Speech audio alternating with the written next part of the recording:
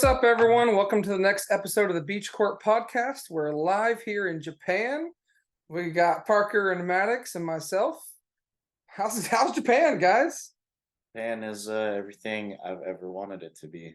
Are you gonna leave or are you gonna stay? Sadly, I have to leave. Oh. Yes, I could stay. But... Honestly, if I brought my work computer with me, I'd probably try to finagle a way to stay. Does your work computer let you work outside of the country? Never tried it. That's why I'd bring it so I could test it and see if I could stay. I know mine does not, because I literally was like, hey, I just want to go for a month. Is that a realistic thing? And my work was like, nope, not possible. But let's spend a moment just talk about like Worlds recap in general, not us specifically, but just more so like how has it been? Like how's your Worlds experience? This is your first Worlds, right, Parker? Like first competing Worlds. Yes, I got my invite in 2018, but I was unable to play, so this was my first time playing actually, and it was pretty awesome. What was like the one thing you took away from like the competing day that was like, this is way different than a regional because of this? I mean, yeah, everyone was just like so good, and like at regionals you face a couple of like not the greatest opponents ever usually, but like, everyone was just like on their game and stuff. Yeah, same. I mean, you look at your pairings. You're like Jesper Eriksson, round one. Oh, cool. You're at Worlds. Like you got to expect stuff like that. Max, what about you? It's our first Worlds too. So yeah, I mean, just the fact that we're going in and there's so much energy, and really what overwhelmed me and was the coolest part for me was right. The competition itself, felt like a regional in terms of like the logistics, but like Parker said, the level of skill against you're playing with. But really what did it for me is just like the buy-in from the surrounding area and like the local community. I mean, as we're walking around, I mean, there's Pokemon everywhere. There's Pokemon on walls, there's photo ops with, you get your Butterfree wings. Like Pokemon literally took over Yokohama. Yeah. And people would see our badges and see our shirts and knew exactly what we were here for and wishing us luck and saying like, hey, so glad you could be here to compete. It was really just unbelievable, like how much of a buy-in there was. And I mean, literally wearing my competitor badges around in between food, people, hey, oh, can I get a picture? You're a competitor. I mean, like people were like really invested into it, and to see someone who is a competitor for the trading card game was like a big deal. So it was a huge deal. Like people were just like stopping and take a picture with us, and we're like, I don't know who you are, but like, okay, sure, like this is awesome. But like the venue was incredible. You walk in directly to the right. You got all these photo ops. You got the one where you sit down and I don't know the correct word for it. Do you know the correct wording for that sit down area? No, I don't remember. It's like the traditional Japanese, sit on a pillow, drink some tea. Yeah, sit on a pillow, drink some tea. And so hopefully you guys at this point, if you haven't noticed already, this episode, we're not recording videos of ourselves. So for those of you on YouTube, you'll be seeing a montage of everything that we've done in Japan without the audio. I do hope to eventually create a file so you guys can see with audio all the shenanigans that we went through and did. We have a lot of content that we created here, and so we'll try to take that video and post it on YouTube for you guys to kind of live with us, see some of the pictures, see some of those moments, and really just create like some memories. So Japan has been awesome. Yokohama was awesome. We spent a couple of days in Tokyo for the first couple of nights, and that was incredible. Akihabara is where we stayed. It was just really fun. Like the culture here is so vastly different than in America. And it's a great thing. Honestly, everything's so easy to do. People are so nice. There's tons of people. Like everywhere you go, like you really feel the population difference. Yeah, we went up to the top of the Sky Tower and just looking over across Tokyo and seeing like there are so many houses, so many buildings. Even we were staying with a buddy from Jacksonville. That that was an hour and a half away, but we're still passing through it and on this whole train ride for miles and miles, or kilometers and kilometers. We're seeing houses in residential areas. I mean, just so expansive, this Tokyo metro area. What about you, Parker's? Like I think you said like you guys are a day before us, 2 days because of travel issues. Yeah. But like you just walked around this area in Yokosuka. How was that experience? Like just the culture here? I mean, it was cool. I'm very entertained by like the size of things. Like everything is just like smaller than it is in America, like including the people. It was cool to just walk around and just kind of soak it in. Like it's not like he lives in like Tokyo. It's more like a kind of like countryside-ish area. Hmm. But it was super nice. I mean, I was just kind of in bliss. Just How walking long was around. your walk that you went on? It was about 2 hours, and something that I wouldn't ever do in America, honestly. Yeah. What made you do that? Just like enjoying the culture, I was just just the vibe, sightseeing and right? stuff, and Yeah. yeah, and like stopped in a couple stores and just looked around, and Yeah. it was pretty awesome. Yeah, Japan's been pretty awesome, and we had a great experience doing all the sightseeing. But at the end of the day, we were here to compete, right? We were here to compete in the World Championships of the Pokemon trading card game. Yeah. That's crazy to say out loud, honestly. Mhm. But Parker, let's talk about our run. What'd you play? How'd you do? And what matchups did you have? So I played a fairly standard Giratina Lost Zone with no cross switchers. Opted to play 4 Jet Energies just to give myself some extra switching options. I went with 4 Nest Balls. I went with no like Pokegear, any like external way to, find supporters outside like just drawing them and comfies and stuff. But um, I I was pretty happy with the list. Like 7 of my series, like I lost like turn 2 basically, or maybe like 6 of them. But it was I had like a bad game, a good game, and then like the third game was kind of whatever. But going into the event, I mean, I always say Lugia is a great play. I will just never touch the deck because I get the Messagoza tails. I get the wrong thing on capturing aroma. I get Lugia with 5 energies and stuff like that. Yeah. Like just terrible starts, but it's always a good play. And I played against 4 Lugias this day. Deck that I did not test against, I think is Wasn't it the most popular deck in day one? it was the most played deck in day one, and that shocked me honestly. But um, yeah, like I think it's slightly unfavorable for Tina. Especially all of them played a Snorlax. The one I played round 7 was like the colorless build, so I had like 2 or 3 Snorlaxes in it, and it was just not not easy. Even when like they didn't even draw particularly great, still not easy. If they get the charm on the Snorlax, it's so annoying for Giratina Yeah, to yeah, deal you with. have to like lost impact. Like most of the games I was able to like hold my ropes and like my bosses and just kind of play around that. So like a lot of the time I didn't even knock out a Snorlax. I just like would boss a thing on the bench. Or just shred, right? Even if you're just shred, like, it's so Yeah. shredding. Like the problem with Snorlax is you can't Sableye it. Yeah, you can't even like Cram Like you, Sableye you it. can't like shred Sableye it, and Yeah. it's so annoying. Yeah. It's definitely rough to deal with.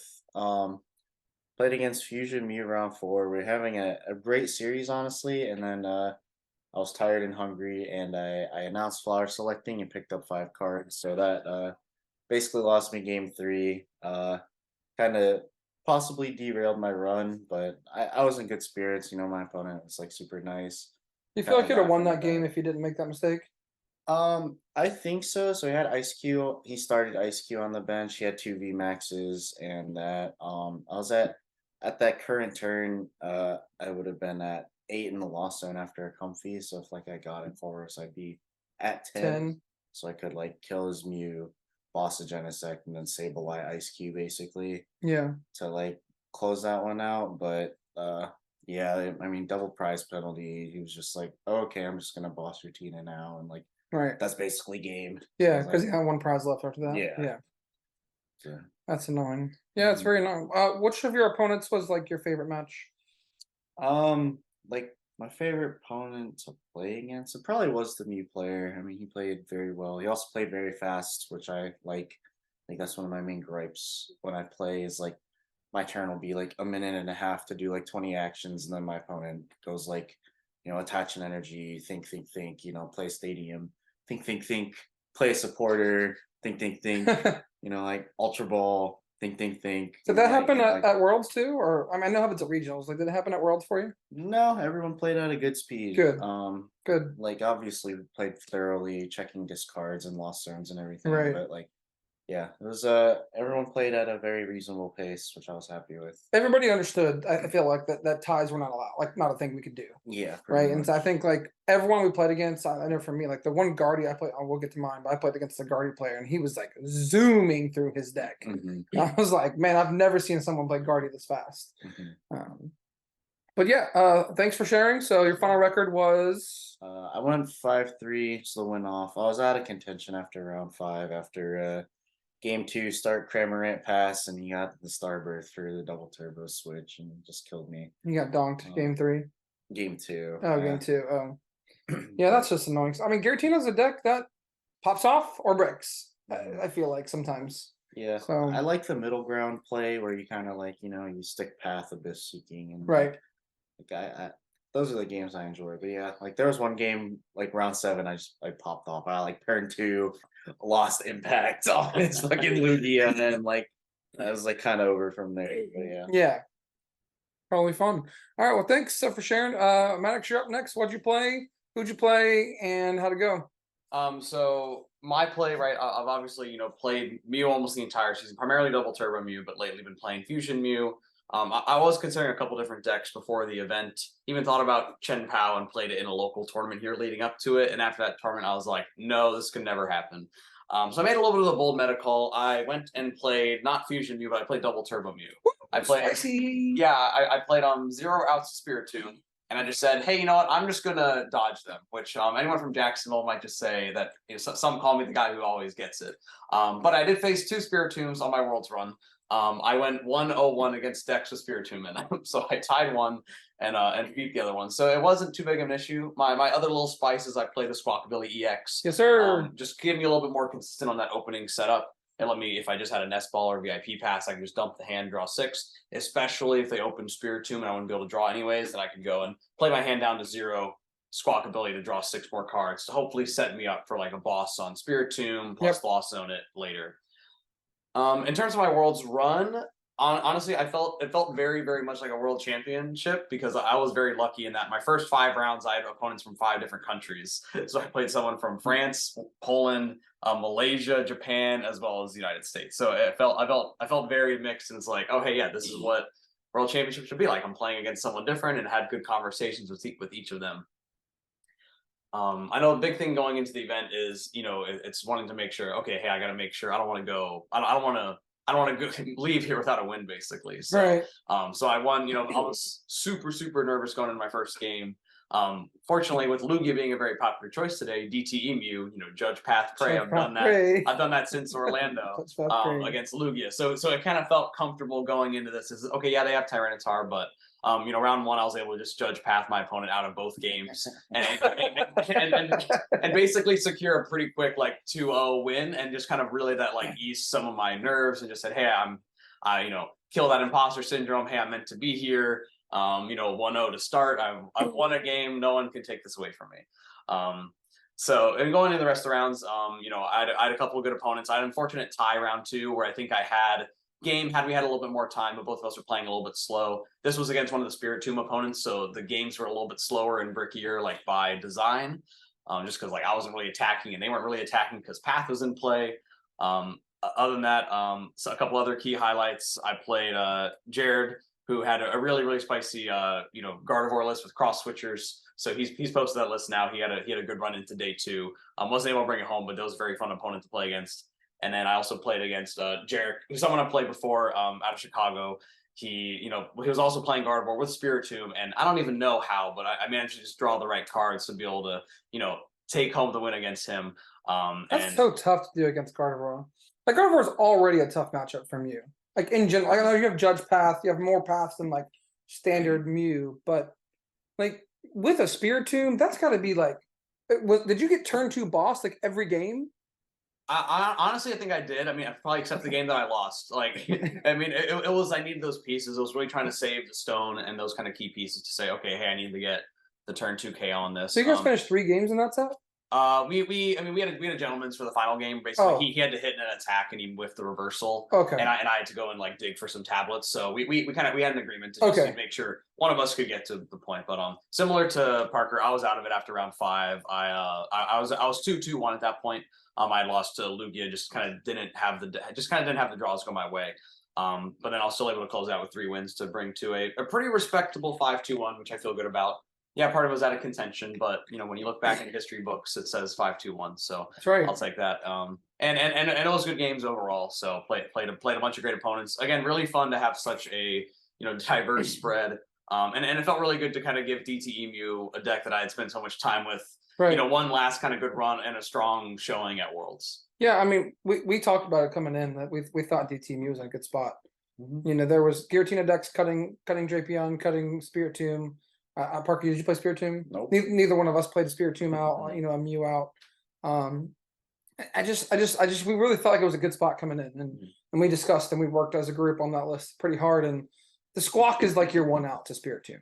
Like, and it's also your consistency option just to set up that deck in general. Because sometimes DTEMU or any Mew, you just have those hands where you're just like, I've got no basics. I've got one nest ball. Cool. I can get a Mew down and attach to it, and that's it. Where like, you just go, hey, Squawk, like send it. Yeah. So Squawk is one of those cards that I feel is really positioned well in the meta going forward, that it really just has its time to shine because it's that consistency option that we don't have.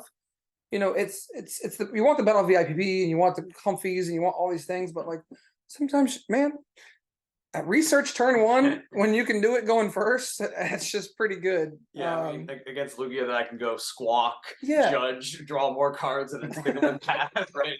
It feels like cheating. The Squawk Judge, right? So the route you do is bench the Squawk, hopefully Judge, and then Squawk after, right? Because maybe you have some resources you want to protect.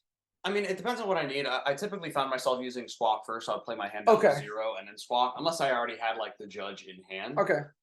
Because in most cases, right, you're playing your hand down to just a few cards or really to nothing. Yeah. And just getting that 6 off the bat is just very, very strong. Very strong. I didn't really have any case. I only had a couple cases over the weekend where I was even able to set up without the Squawk, where I was able to have a full bench. That's pretty good. And it's funny going into the event. Eric was telling me that, hey, you're going to face 2 Spirit Tombs, so you got to pretty much play perfectly everywhere else. So I lost to 2 decks that didn't have Spirit Tomb, and I didn't lose the decks that did have Spirit Tomb. Right. So it's funny how that happened. But Eric, what about you? Right? Yeah. You also had a Worlds run. You were also here. Yeah, I was also here competing. I chose to play Lasso and Tina. I knew I was going to play a deck with Giratina in it coming into the event. I didn't know if it was going to be Arc Tina or Lost Tina. When I sat down and thought about it, I just thought that Arc Tina wasn't in a good position. It's kind of bricky sometimes. I mean, obviously we played the Squawkabilly and that card was so good. But eventually, I've got so much experience playing Lost Zone decks. I've got this season, I think 5 of my finishes were with Lost Zone in it. So I think I wanted to play a deck with Comfy in it at the end of the day, and that's where I went. And decided to play Lost Zone Tina. My list was a little bit different than Parker. We didn't play the exact 60 like we sometimes do, just because I wanted some consistency in my deck, and the consistency option that I played was a Luminion. I really am on the Luminion Ultra Ball Collapse package, like 3 cards in my deck that go well, and so playing Luminion and Path together doesn't really go well. So I decided to cut the Path at the end of the day. I knew the Path was really good, but I played a Collapse and Artisan. Just I said, like, if I set up, like, I feel really good that I can win a set if I just play every game.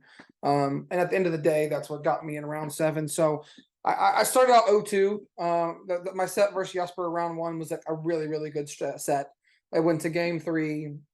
I had game if I hit Sableye on my turn, and I drew like 10 cards, and my bottom 2 cards were Sableye Rod.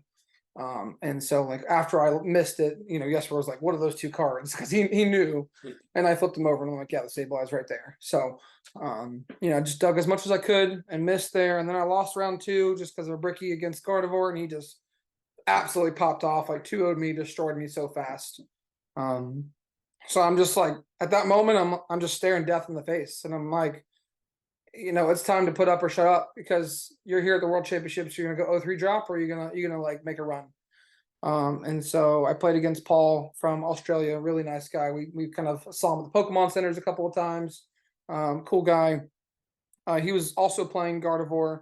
Oh, sorry, actually I put that one in wrong. He was playing a Lost Zone deck. It was like Lost Zone Turbo. I did put that one wrong in Pokeset. Sorry, Paul, if you're listening. He's playing Lost Zone Turbo, and it went to game 3. and I was able to close it out. So that set was a good set, and it felt really good to get that first win, right, man? Yeah. You're so nervous, like it's like I think you mentioned that, just those nerves. You're scared. You're like I'm doing all I can, but I'm about to go 0-3 drop at Worlds. Because like if I 0-3, I probably would have played it out. It's like, because I just, at that point, like, do you deserve to get a win at that point? You know, you work so hard all season, yes, but like that other side of you, like you're just so defeated. Yeah, I literally remember my hands shaking like after he like passed after like Judge passed. Like I'm like, can I close this game out? Yeah. So I can't even imagine what you're feeling like into a third game. No, in round 3 trying to get a win. Right? Oh, and like I forgot to mention, I lost the first game of that round 3.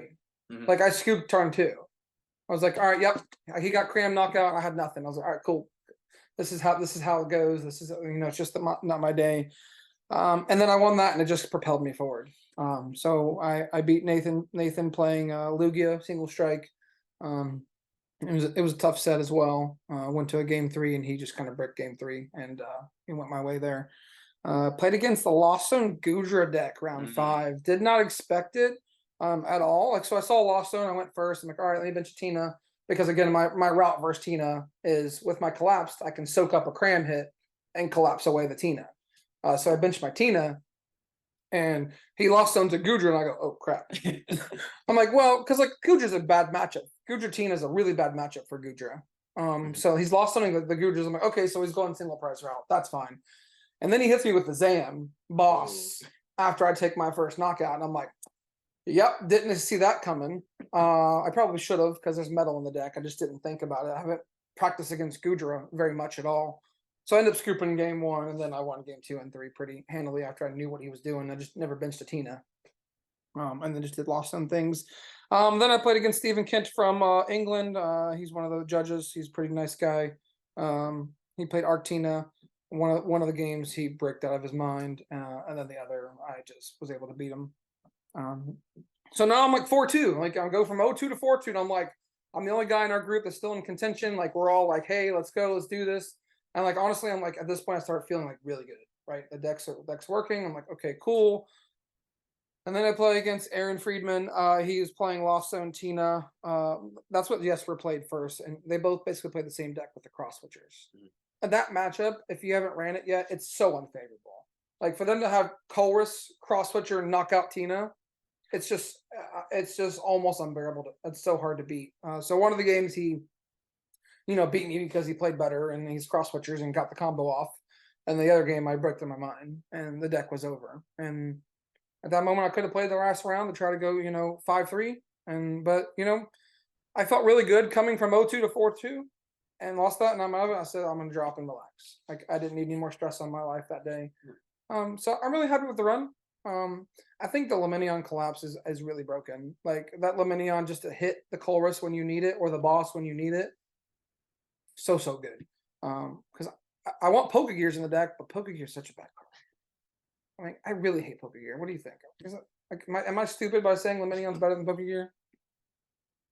I mean, I'm not a huge fan of Pokegear either. Like sometimes it hits, but like, I mean, early game you're like, oh, I'll do a couple actions in Pokegear, and then you hit your Roxanne on turn 1. Right. Like, Exactly. I can't tell you the number of times I use Leminion like early game. Like, oh, I don't have Chorus. Boop, there it is. So felt really good. Happy with the run. I don't think I would change any cards except for, maybe a belt or a Spiritomb or Mew, obviously, because like Mew was everywhere. But yeah, those were our Worlds runs. So congratulations to each of us. We all finished with a really good finish at Worlds, I think. None of us made day 2, which was our goal. However, we all finished with a winning record. So next up, I want to thank Nakama for sponsoring us for this event. We debuted the new jerseys. Those were awesome. We got some good pictures with those, and Max, you got something to say? Yeah, the jerseys were fantastic. Again, thanks to Nakama Anime Cafe back in Orange Park, Florida, for supporting us way out here across the world in Japan. Also was really cool. I had a tweet of mine that got featured on stream. Very early in the rounds, wearing my Nakama jersey in front of like a big Squirtle on the wall. So, but I didn't see, right? I'm busy in tournament mode, and I like played 2 rounds. I go and check my phone, and like everyone's adding me. It's like, hey, I saw you on stream. I saw you on Lunch stream. break is when you saw Yeah, it. exactly. Yeah. So it was super cool there. And yeah, I mean, and really, you know, it's been cool having a little taste of Japan from Nakama, right? Nothing can compare to Japan itself, of course, but really excited to get back to Nakama. Like when did we get back in town? We get back actually, yeah, so like on Wednesday 23rd, we went back for a normal Pokemon on Wednesday nights at Nakama Anime Cafe. Bunch of fun there. And then August 26th, right? That's that K-pop karaoke idol competition. Parker's face. You can't see it this time on the podcast, but Parker is still reacting. So if you hadn't gotten enough of Japan, then maybe you'll see us back at the K-pop idol on August 26th. So thanks again to Nakama Anime Cafe for supporting us. Yeah, come out and see us on the 23rd and talk to us. Maybe we'll have some Worlds merch that you might be able to get. So come hang out with us. We'll bring back some exclusive stuff. We did get a good bit of stuff. So those of you listening back at home that are sad that you didn't get to go, you'll be here eventually. But for now, we'll bring in some stuff back for you. So next we're going to jump into our fun segment. We got youngster versus gym leader. I don't know if I can call you a youngster anymore now that you've competed in the Worlds event, but I'm still going to call you a youngster. And again, to clarify for the audience, I am older than Parker. Not by much, but by a little bit. But the youngster part is the fact that Maddox has less experience than Parker. So for this week's trivia question, we're going to shout out a little bit to, foreshadow to a little bit we're going to talk about later. Ace specs are coming back. Mm-hmm. Question of the week. How many different ace specs are there? Okay, well, we got bodied by how many EXs are in Obsidian Flames last time, so Parker actually knows this one probably, so he's not going to want to collude. I got to figure out, I got to get something for you guys to write down an answer and give it to me. So let me do that real quick. We got some papers here we can tear apart. All right, there's some paper so you guys can lock in your answer. You guys want to talk about it? I don't want to collude again, Parker. Yeah, do you want to collude on this one, or you want I think I just know the answer. Okay, I'll take the hint then. You can write it down and lock it in if you know the answer. You got to take out the little front thing of the pen. Prevents you from writing. I'll take the hint. Hopefully it's not something like, oh, there's more than 5. All right, what's the hint? Okay, so the hint is this number is the name of a 2010 film starring Jason Statham. What? All right, that made it more complicated. The name of the film is this number. Okay. And it stars Jason Statham. Okay. Good thing I don't know movies or ace specs. It's all from 2010 era. So when were ace specs? Is that 2012? They're like the plasma. Yeah. Okay. Eric's pointing the computer away from me, so I don't know if he'll be able to hear me.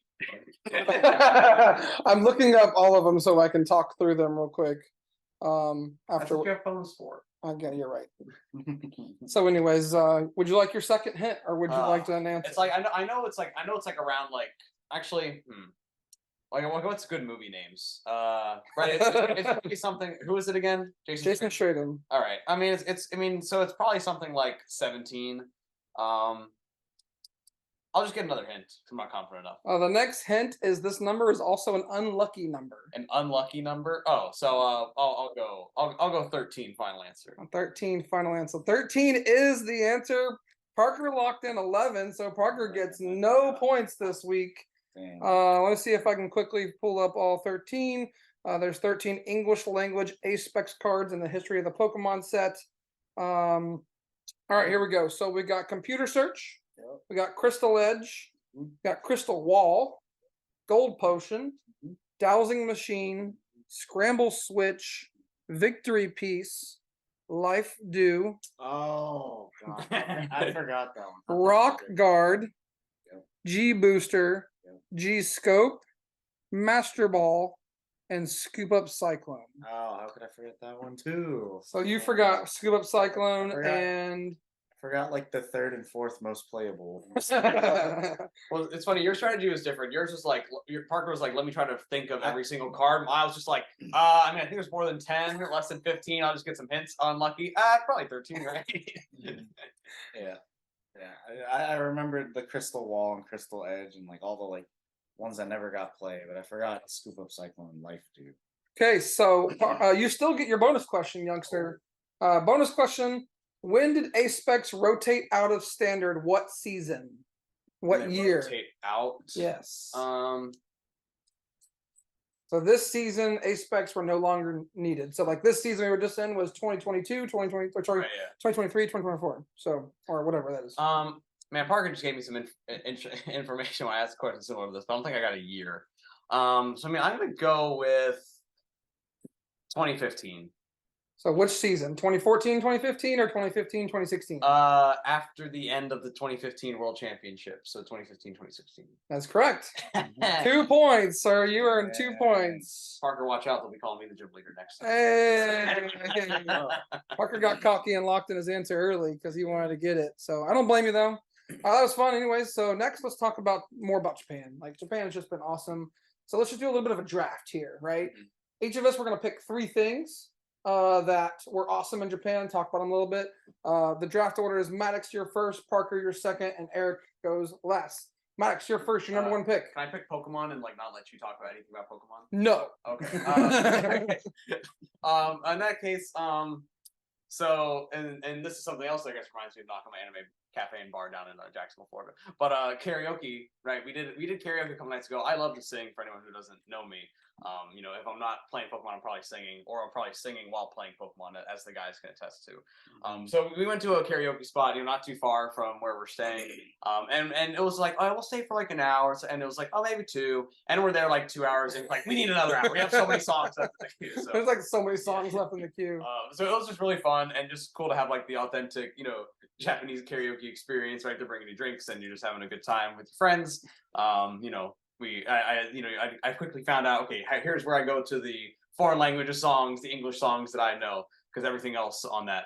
They didn't have Gotta Catch 'Em All. Like, what? Well, they had the Japanese theme song. Yeah, but I want Gotta Catch 'Em All. Like, I would have like sung my heart out. But if you go to Nakama Anime Cafe, do you expect them to have the Japanese Pokemon theme? Yes. Probably. Actually, yeah, probably. All right, Parker, what do you got? Parker, what do you got? So the competitors, I think, got a little bit shafted just due to the registration line. There was a window from 5 to 8 that had like, here's where competitors go into the Pokemon store, and we were kind of like towards the middle of the line, not even the end of the line, the middle of the line, and 3 hours later. Yeah, 3 hours later, they were like, well, it's closing, like we're running out of stuff. So like, oh, that sucks. But like, here's a wristband. You can go anytime during the weekend. And you can bring 3 people with you. So I was like, okay, awesome. So Saturday morning, I skipped like 500 people in line, and they took the wristband, and I spent, you know, not as much as the other people, but I spent a fair bit at the store and got some really, really cool stuff. Yeah, it was so cool. Like it felt like royalty. Yeah. Right? I'm just like walking past all these people in line, like VIP. Like it just felt like, oh my God, look at this guy. He's a competitor. Mhm. And like what was cool about it is like, you know, Mitch, our spectator friend, you know, he was able to go with each of us. Mhm. Right? So Mitch got to go like 3 or 4 times. You know, Max, I think you got in a couple of times with some friends as well. You know, that's what networking is about. You have friends and you get to go. So Yeah, Parker had that battle VIP pass turn 1. hey. So, All right, so I'm next. Oh man, my favorite thing. We almost didn't do this, and it turned out to be like my number 1 favorite thing. So we signed up. The only thing we got to sign up for out of all the like world stuff that you could do was the SSN. The SSN, if you don't know, was a luxury cruise ship. They had parked in Japan, in Yokohama, that was Pokemon themed, and they had battle areas and stuff set up. So we had a really busy weekend. We had it on Sunday. We're like, do we want to go to this? You know, because we got to go to the Pokemon Center again for my wristband. And then it's like, man, it's not really going to fit in. You know, the final started like 12. Are we really going to be able to go to that? And, you know, me and Max were like, yeah, we're going. Let's send it. Because we wanted to go network, meet people, hand out business cards for the podcast, different things. I tell you, that was the coolest experience I've almost ever done. You walk on, it's got the Pokemon theme, like the SSN music going on. They've got a TCG battle area. Me and Max head straight to the battle area. And we're like, listen, you have to go win a battle. You can't leave this area until you win a battle. And I'll tell you, I beat this Gardevoir deck so bad, so fast. I wish I would have played like that during the tournament because I played turn 2 Moonlight Shuriken, turn 3 Moonlight Shuriken, turn 4 Lost Impact for game on Zacian. Yeah, it really much felt like walking onto the boat. It was like, okay, I'm like a gym leader who just like walked on, and it's like, oh, or like, I'm an ace trainer, and it's like, oh, I got bug catchers coming at me, and it's like, not like fending off the Weedles, right? It's like, I mean, but like it was just a cool experience. Just like so many people, they had all these little tables with like the let's battle, and just literally sit down, and someone says, hey, do you want to battle? And says, yeah. Yeah, and like I met someone like they were excited I was competitive, so they wanted to trade. They gave me like a Pokemon 151 pack, and I opened the pack, and it's a Art Rare Charmeleon in it, and I'm like, sick! Like this is so cool. Then we go exploring more. They got these trash cans everywhere. You open the trash can, it's like, nope, there's only trash here. If you haven't seen the tweet already, we did one with like a Gardevoir in it because you know that deck's trash. Shout out Ford. Anyways, so that was a lot of fun. Alex, you're next. I What's your guess second favorite thing? Yeah, another big local thing that we did is the 2 days before. Again, I said I mentioned earlier how I played Chen Pao in a tournament a little bit before. We actually did a local Worlds Prep tournament. So in Toshiba City, I believe, Toshiba, yeah. there was the store called Card Secret. They were running pretty much every day leading up to Worlds, a tournament at 1 and a tournament at 5. With Worlds format. With Worlds format, which is important because they play in a different format than we do. Correct. Yeah, the Japanese format right now is different. They actually had to go back a little bit to play in the World Championship. But they had a local World Prep tournament, so we're able to play against a lot of locals and plus some other people that have traveled in. I played people from Australia. There are people there from Europe, other people from America. I mean, just all there to prepare for Worlds. Do some last minute deck refinements. And so yeah, the World Prep tournament was fun. I didn't do that great. Again, Chen Pao deck wasn't like totally cruising for me super well. And round 3, I paired against Parker, who I can play in Jacksonville. So that was funny. It's like here I am across the world, and I hit Parker. Ended up 2-1 at the end of it, but I mean that practice was just really good, especially from spending a week being a tourist to be able to just kind of stay focused. How did this feel? Get some reps in with over the table. I think that definitely helped me, feel confident in my deck. My deck changed off of Chen Pao. Off of Chen Pao, yeah. And also just like, hey, I went through the motions a few times, felt more comfortable about it. Yeah, it was a lot of fun there. I went 3-0, so that was a good time. Got some more 151 packs. I had a really good time. My first opponent, she was so nice. The lady we talked to, like they just loved. Like again, they were taking pictures with us because we're competitors, and they knew that we're competitors. So the shop Card Secret, if you haven't been to it and you're in Japan and you're listening, that shop is amazing. They've got literally anything you can need. All right, Parker, you're next. So this is not a Pokemon related one. This is Maid Cafe. Like I wanted to do like a genuine like Maid Cafe, and in like the streets of Akihabara, they have like girls like maids standing out, and they kind of like hand out flyers and like advertise. But they actually like once you get like paired with one, they take you to like their cafe and stuff, and everything's like all super cute and stuff, and I got a Fennekin drawn on some Omu rice. That was so good. It actually was like surprisingly good. Yeah. I had a like nice commemorative like Polaroid and everything, and that was just a fun time. That's like just something I could cross off my list, basically. I mean, that's something you can't get in America. That is like a strictly Japan experience. Yeah, and like there are some in America, but it's not the same. You have like some like cute Japanese girl, talking to you in Japanese. And stuff. So I was like, it's not the same. No, I had fun. It was a good time. The experience was different than what you would expect, but it was a lot of fun. Yeah, I got a Mew drawn on my omelet rice, so I can't complain about that. Like she was such a good drawer. Like you put the picture next to it, and like she was killing it. Yeah, she was killing it. But yeah, I'm next. So, Saturday was it Sunday? Sunday after it was after the finals of TCG and before the closing ceremonies. Maddox and Mitch went somewhere else. Parker was somewhere else. So it was just me like walking around the venue. So I'm excited. I got my GLC deck. I got my Lost Zone GLC deck built. I got everything ready, and I'm just walking around like trying to battle people, kind of like the SSN. And like that was just so much fun. I sat down with like 5 different people, played matches against them, some standard, some GLC. I witnessed some epic splash going on, which back home we're gonna get that going eventually. Epic Splash was like a Magic Heart deck that was like coin flip based, and you could win by assembling Exodia in your hand, or decking your opponent out, or taking 6 prizes. And it was just Yeah, we were talking literally about Exodia, the Yu-Gi-Oh cards. like literally the Yu-Gi-Oh, like it's in a Pokemon deck.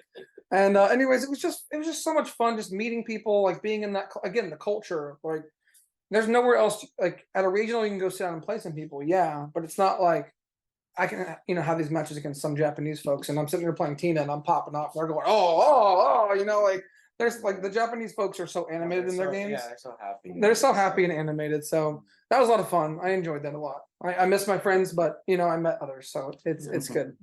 Maddox, so what's your last draft pick? Actually, as I was going through, I was like, how did I not start with this? So basically, so anyone who was watching the stream, maybe you weren't in the States because it was very late or very early. But basically the top 4 was going on, and normally they stream both top 4 matches, but in this case, I think because it was getting so late into the night, they said, hey, we're just gonna stream one and then not stream the other one. So we had Azul playing Fusion Mew versus Vance Kelly, who ended up winning the whole Worlds, playing Fusion Mew. And as a Mew player myself, I'm like, I gotta see this. So we're like over at the TCG area. It's kind of funny. We're like farther back, and it's kind of like because the judge was kind of like keeping a line, but there's some tables. So like, let me try to get a little bit closer. Let me try to get a little bit closer, and then I kind of get to a spot where I'm like on the table, like one table away, basically as close as I'm allowed to get, like basically able to see like Azul's hand plus like Vance's and Azul's board. And I'm just there like watching the game, right, seeing like a mirror match, which I know very well. And I'm kind of giving some updates because it wasn't on stream. I was thinking, there's some people that said, oh, hey, can you tell me about what's going on with it? I said, oh yeah, I'll just start posting it to Twitter. I ended up start live tweeting game 3, which was a very, very exciting game. And it was funny because it wasn't on stream. So people started to see this and started to follow me and just try to see what updates were happening. But I mean, a really, really intense set, where basically where Azul ends up getting the 4 power tablet plus power belt to KO Mew VMAX. And then Vance is able to go return, get out of path Iono to then draw all of his modifiers he needs to return to KO the Mew VMAX to win the game. Well, the interesting part in that game, we haven't mentioned much, right? Azul got turn 1 double prize KO. Mm-hmm. He should be way ahead at that point. Yeah. Turn 2, he whiffed the knockout. Why? He whiffed it because Vance was playing Oricorio, which a few top players were playing. Vance Kelly was, Xander Perot was playing Oricorio. Really helps you in that Gardevoir matchup, but also in a scene, you're right, day 2 was, 15%, second most popular deck was Mew. It really helps you in that mirror. Mm-hmm. And I think a big part of Vance's success was that he played, I think, 4 or 5 Mews over the course of day 2. Yeah. And since probably most of them were not playing Oricorio, having that Oricorio is just going to be a huge advantage there, forcing an extra damage mod to even KO a Genesect. Right, because Fusion usually goes 2 prizes, turn 1, and then turn 2, boss Genesect, just KO it without a mod. And then if you have to use all your mods on a VMAX and that you miss the boss, then you have to do that, and that's fine. But you need a mod to KO a Genesect. Yeah. Because of the Oricorio. That was very interesting. Azul got so very unlucky there. He drew probably 15 cards, didn't see a single mod, and it was like, well, he had the boss early, and so he did the boss and then just missed the tablet. So that's where the match changed. I think that's where Vance won his Worlds, was in that moment. Really, really cool match to watch. Yeah, it was a fun experience. I agree. Parker, what's your last draft pick? So it's like a hot take, kind of. I do love my car back home, but I actually really love the transportation around Japan. So like similar to Korea, there's a lot of like taxiing. Like you just pull a taxi off the street, which like can't. Well, in Florida where I live, like can't really do. Yeah, I you guess can't really do like, that. like New York or something is probably more common, but there's that, and then there's also like the trains and the subways, which is like at first a little tricky, but after doing it a couple times, I actually enjoyed taking the subway, and like it's like, oh, like instead of like a $40 Uber, it's like a $3 train ride to like this place. So it's like this is it's pretty cool. Yeah, Google Maps MVP, right? Oh yeah. Yeah, it's interesting because when I go to like Washington D.C. or any place like that, that's the thing I say as well. I come home and I'm like, wow, I really wish we had commuting like that in Jacksonville, because like it's actually really neat to sit on a train and like do work for an hour, and like, yeah, your commute, but like you get so much accomplished. You're not driving and focused on driving. So yeah, I agree, that was awesome.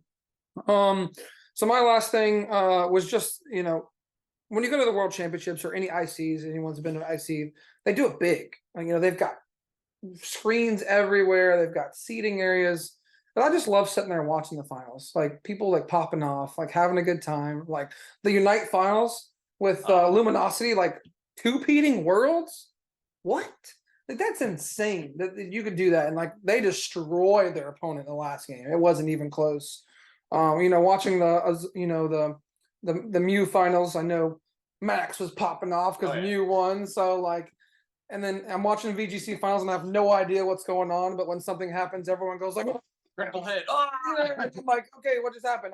I don't know because I don't play VGC. But like, just that atmosphere of those people and the closing ceremony and learning about next year and all those different cards and things that are coming out. That was one of my favorite parts. So as we transition to the next topic, closing ceremony. We're going to Hawaii next year, hopefully. We got A-Specs coming back.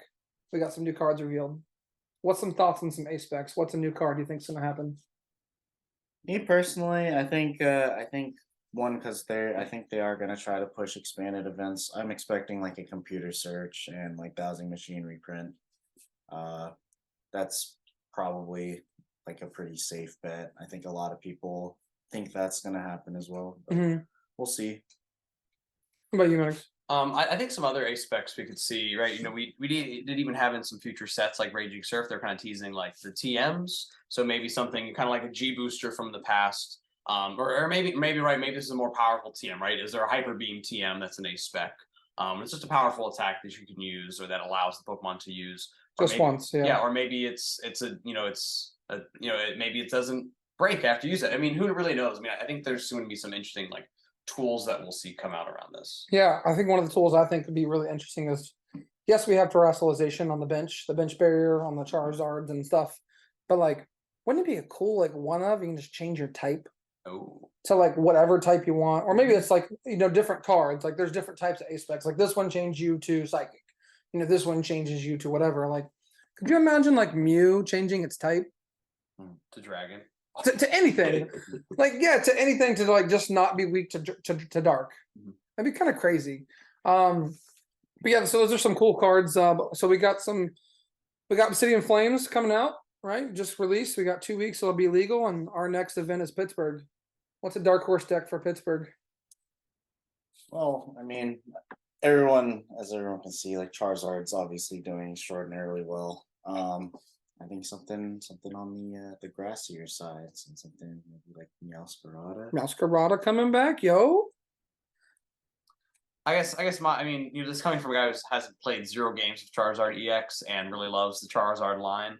I'm not really too worried about Charizard EX yet. I think it gets more powerful later. I don't think there's enough going for right now, and it's the stage 2 line without Curlia, so like it can't be that good.